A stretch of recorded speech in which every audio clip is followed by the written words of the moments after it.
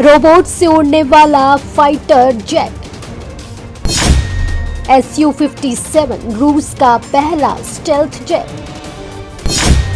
5वीं पीढ़ी का फाइटर जेट है Su-57। सीक्रेट ट्रायल में रोबोट किए शामिल। आर्टिफिशियल इंटेलिजेंस हथियारों की होड़।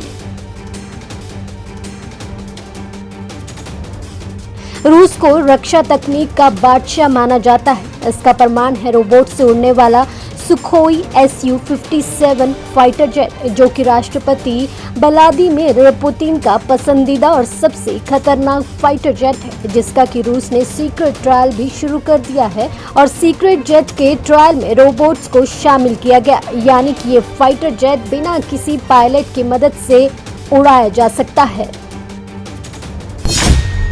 खतरनाक फाइटर जेट।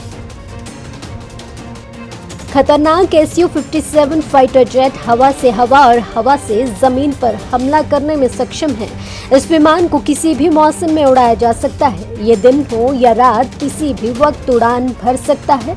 इतना ही नहीं, दुश्मन की एयर डिफेंस सिस्टम को तबाह भी कर सकता है। इसकी खूबी है कि ये ड्रोन विमानों के साथ भी काम कर सकता है। इसे लेकर campaign group campaign to stop killer robot का कहना है कि हम नए जनरेशन के हथियार सिस्टम के कगार पर हैं, जो कि बिना मानवीय नियंत्रण के कई जिंदगियां ले सकता है। 5वीं पीढ़ी का फाइटर जेट। 5वीं पीढ़ी का फाइटर जेट। ये Su-57 की 5वीं पीढ़ी का फाइटर जेट है। इसकी पहली फ्लाइट 2010 में उड़ाई गई थी और पुतिन ने इसे सीरिया पर टेस्ट करने के आदेश दिए थे। हालांकि पिछले साल एक Su-57 क्रैश भी हुआ था। पुतिन की महत्वाकांक्षी परियोजना।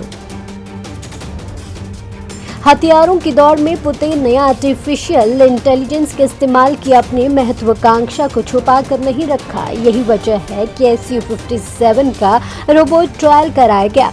हालांकि विशेषज्ञ मानते हैं कि इससे दुनिया में आर्टिफिशियल इंटेलिजेंस हथियारों की दौड़ शुरू हो जाएगी। शुरुआत में रक्षा मंत्री सर्गेई भी आर्टिफिशियल इंटेलिजेंस हथियारों की महत्वाकांक्षा को खारिज कर चुके हैं।